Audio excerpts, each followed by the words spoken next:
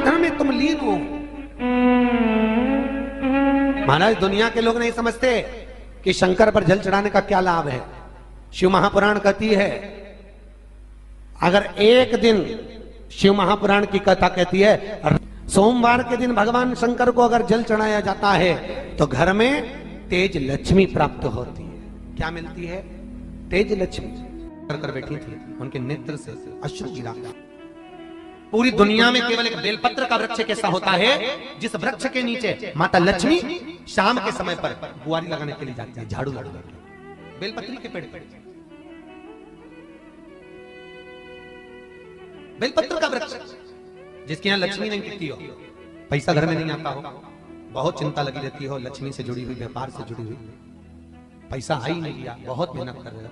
सोमवार की सोमवार 5 सोमवार बेलपत्री के पेड़ के नीचे एक घी का दिया लगाना चालू कर दीजिए। शाम के साथ थोड़ी सी मिट्टी बेलपत्री के पेड़ के नीचे की उठा कर लिया, घर के अंदर लाकर इतनी सी मिट्टी लाकर पटक दीजिए। 5 सोमवार करके देखो, छठे सोमवार पे करने की जरूरत नहीं पड़ेगी, व्यापार अपने आप बढ़ना चालू हो जाएगा। लक्ष्मी शाम के समय पर प्रतिदिन बेलपत्र के पेड़ के नीचे बुआरी लगाना। शंकर भगवान की प्रियता बेलपत्र। पहले भी कथा में कहा, आज फिर कहते हैं,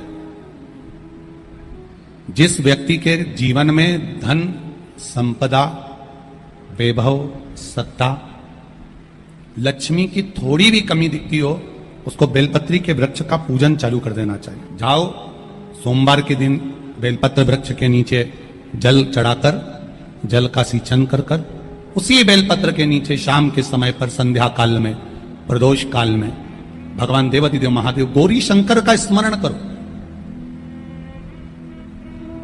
बेलपत्र की जड़ की ओर, बेलपत्र की तना की ओर, बेलपत्र के वृक्ष की ओर तुम्हारा मुख हो।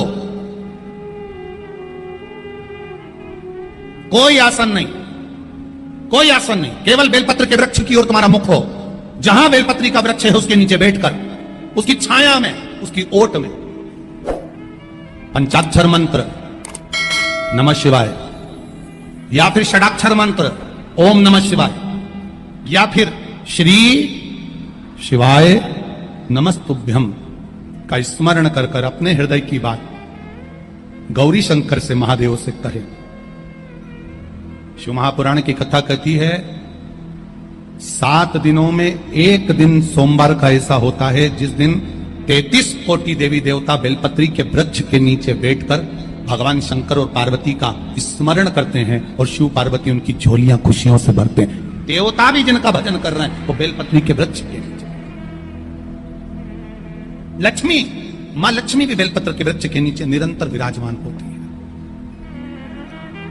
और आप लोगों से एक निवेदन और करना चाहेंगे, ये मनुष्य का शरीर जब तक रहे, ये मानव की देह जब तक रहे, जिंदगी में एक बेलपत्री का वृक्ष अपने रहते रहते कहीं पर भी लगाना, उसको बड़ा करना, उसको बड़ा कर कर जैसे अपने बच्चे को बड़ा करते हो ऐसे लगाकर बड़ा कर कर महादेव से कहना कि मैंने अपनी जिंदगी में, मैं मर भी जाऊं, मेरे प्राण छूट भी जाएं, मेरे जाने के बाद मेरे घर के लोग एक लोटा जल चढ़ाएं ना चढ़ाएं, बेलपत्री चढ़ाएं ना चढ़ाएं, पर ये वृक्ष मैंने बेलपत्री का लगा दिया, अगर मैं मर भी गई तो मेरे मरने के बाद भी मेरे हाथ की बेलपत्र महादेव को चढ़ती रहेगी, महादेव को प्राप्त होती रहेगी।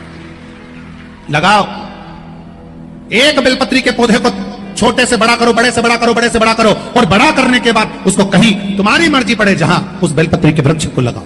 अगर गलती हो गई, ये बहुत गलतियां हो गई, बहुत दुख पड़ गया, तकलीफ में आ गए, लग रहा है कि मुझसे बहुत गलतियां हुई है, बाबा मेरी नहीं सुन रहा, ये बेलपत्री का भाग की डंडी पीछे की ओर कर, जहां बैठकर बेलपत्र चढ़ा रहा, पत्ती का मुख अपनी और डंडी का मुख सामने। शिव की कुछ आराधना है, मेरे भोले बाबा की कुछ आराधना है।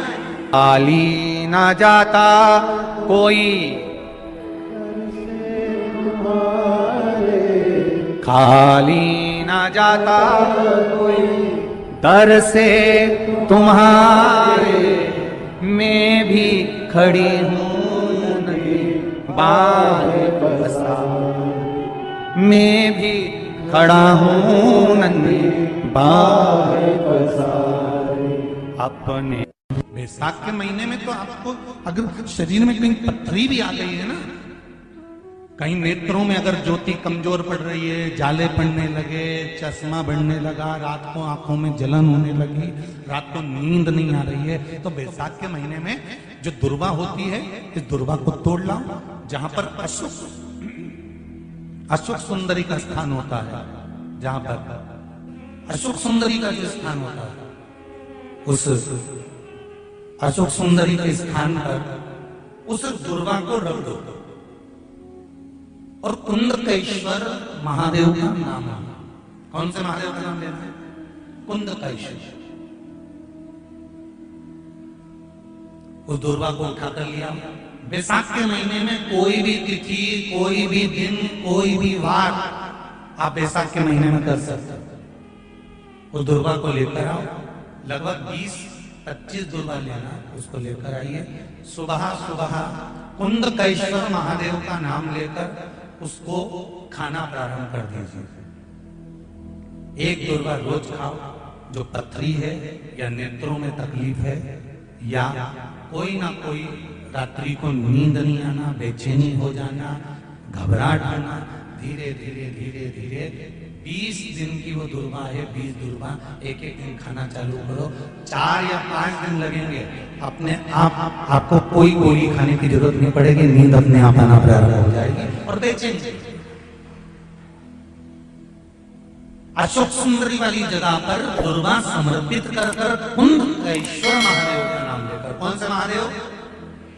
कुंदकेश्वर। जिस नारी का रजोधर्म से जुड़ा हुआ जो भी तकलीफ होती है, केवल हाथ में जल लेकर, आसक्ति का नाम लेकर भी वो पान कर लेती है, तो रजोधर्म से जुड़े हुए सारे दुख, कहते हैं कि गर्भ में, गर्भाशय में अगर गांठ भी पड़ गई है और डॉक्टर कह रहा है कि बच्चादानी में गांठ है, गर्भाशय में गांठ है और इसका ऑपरेशन होना जरूरी है, आसक्ति दक्ष प्रजापति की पहली पत्नी का मात्र स्मरण कर कर अगर आचमन पानी का कर लिया जाए तो गांठ भी गर्भाशय की गलना प्रारंभ हो जाती है। ये वो नाम, ये वो शब्द है। अगर मान लो शरीर में कोई गांठ पड़ जाती है, डॉक्टर अपना इलाज कर रहा हो, उस जगह पर प्रजापति वीरण की पुत्री आसक्ति का नाम स्मरण में आना चाहिए। एक बार सब बोलिए, क्या नाम है? आसक्ति। और हर हम आसक्ति का नाम भी नहीं बोल सकते, तो इसी आसक्ति का एक नाम है वीरणी। क्या नाम है? आसक्ति का स्मरण। अगर गांठ भी गर्भाशय में है और डॉक्टर बोल रहा है कि ऑपरेशन है, कराना है, डॉक्टर साहब से कहना, साहब जल्दी तो नहीं है ना, 15 दिन का समय तो मिल सकता है या 10 दिन।